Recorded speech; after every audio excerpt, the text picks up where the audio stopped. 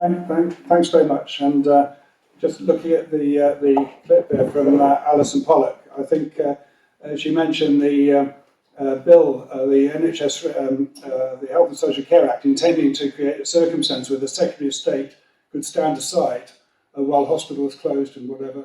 It certainly hasn't delivered that, has it? Because you look, time and again now, Secretary of State is on the spot for local hospital closures. And it's because campaigning has continued. And despite that legislation being in place, the fight against what it means and the fight against the actual attacks on the NHS has not been deterred, and we have actually stepped up the effort. And so you've had just recently, with the announcement of the go-ahead for the referral back of the future fit having been rejected by the reconfiguration panel, with caveats, actually with a whole series of reservations, that actually Matt Hancock has felt obliged to add his own reservations as well and go even further than the reconfiguration panel and say, well, okay, you can do it, but I want you to look at the NHS local. And nobody knows what the hell an NHS local is.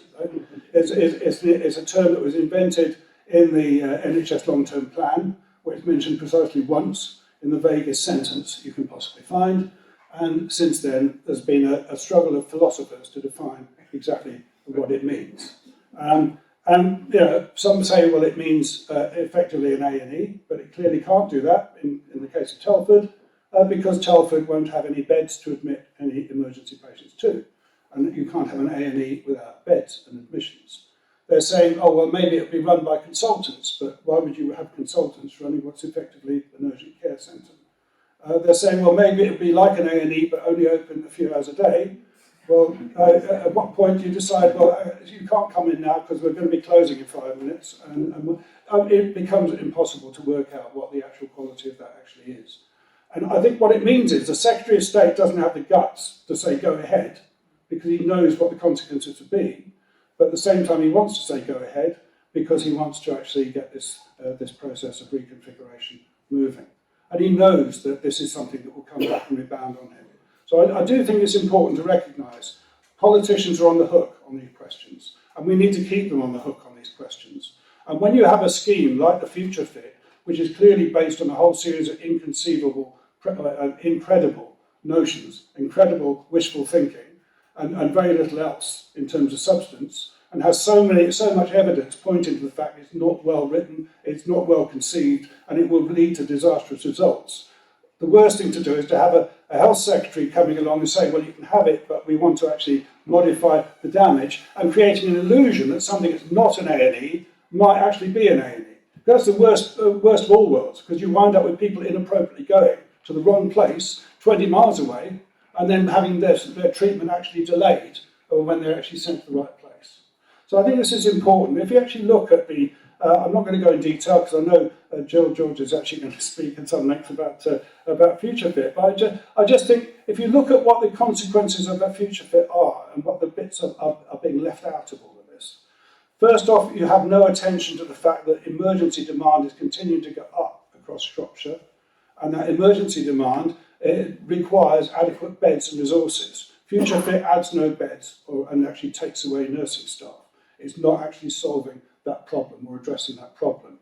Secondly, the community part of Future Fit was discarded in 2016. So the idea that it's part of an expansion of community services that are going to reduce use of hospitals has already been abandoned. They're not even trying to do that anymore. So we've got that community sector disregarded.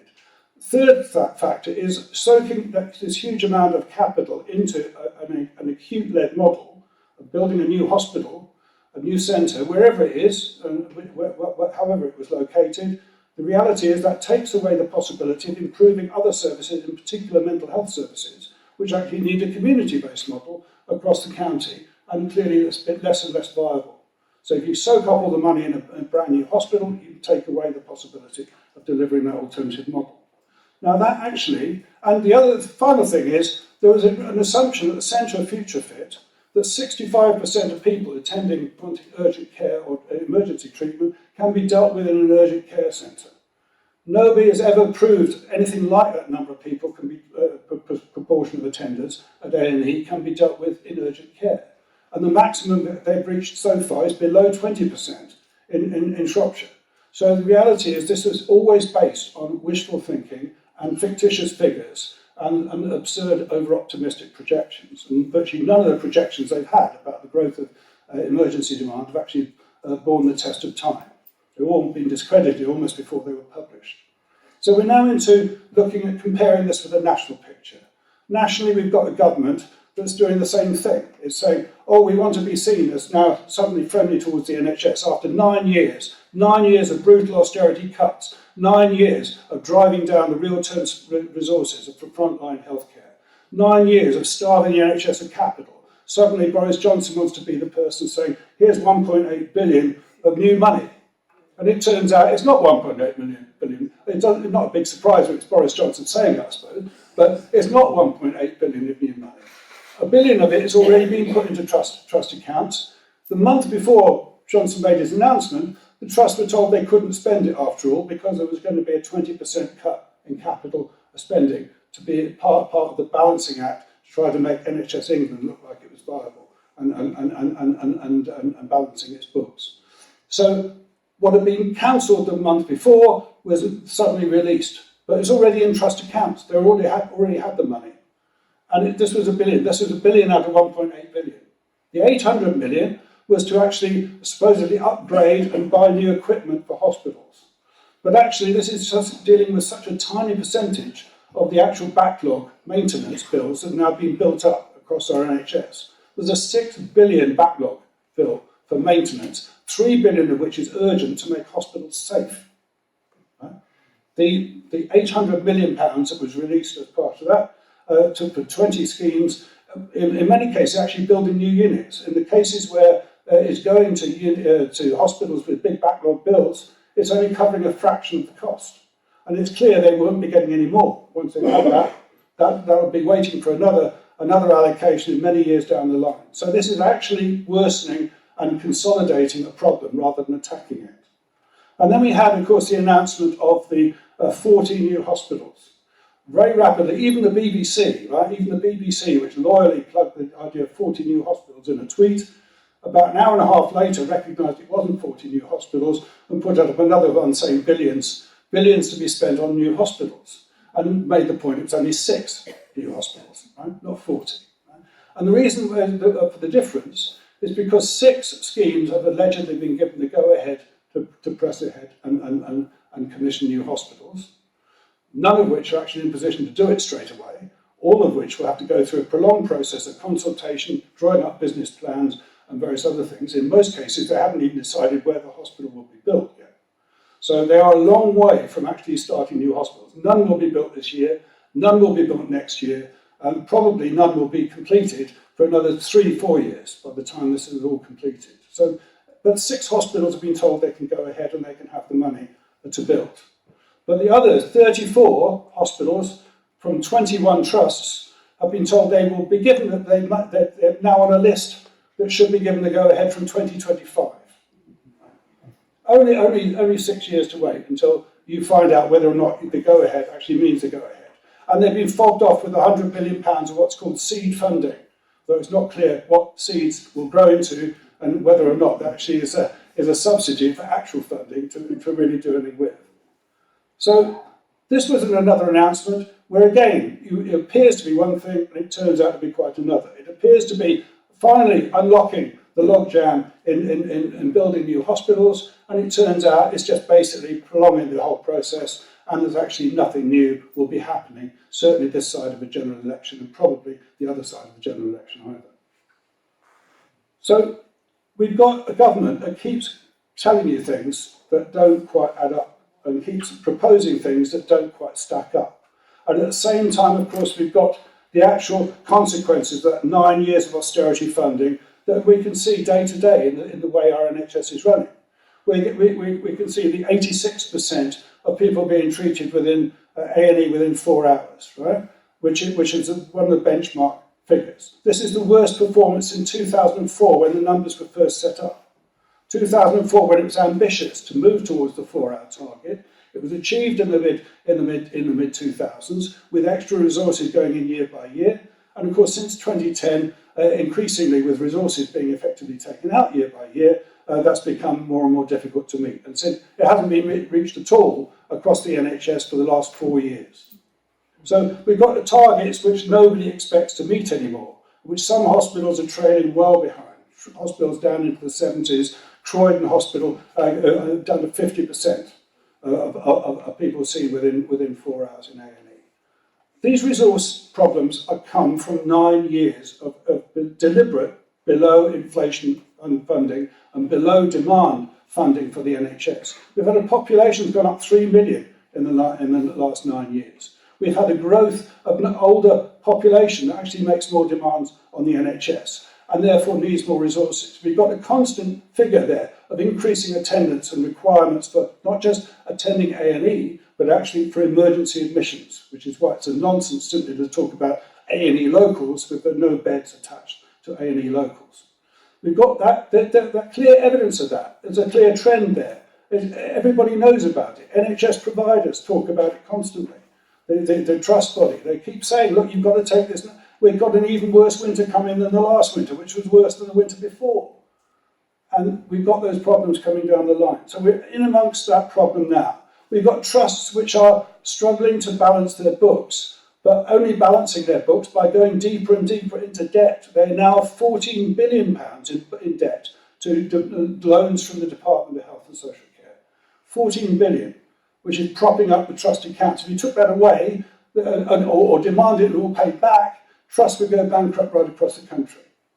And so we've got that as a real issue. So we're living in kind of a never-never land in which people give you promises, talk about improvements, and you look at mental health, constant.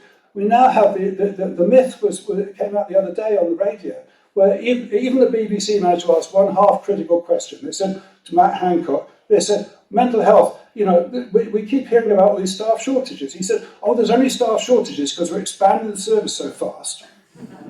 Right? That we're creating all these new posts, right? Rather than the fact we've got 6,000 fewer mental health nurses than we had in 2010. 6,000 fewer.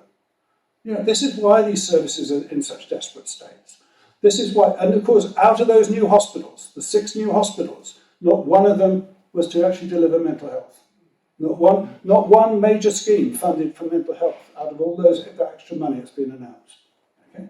Not one scheme to actually seriously develop and expand the type of community services that was originally proposed as part of Future Fit here. Not one around the country. Okay? What we've had instead is announcements of money, which mean that money is all gone. There is no extra money going to be coming down the line in the short run to improve anything. The trusts are up against it, and they can't go any further than simply trying to keep themselves afloat. And at the same time, we have these growing gaps in care. This is a real serious problem for us. And on top of that, of course, we still have the Health and Social Care Act.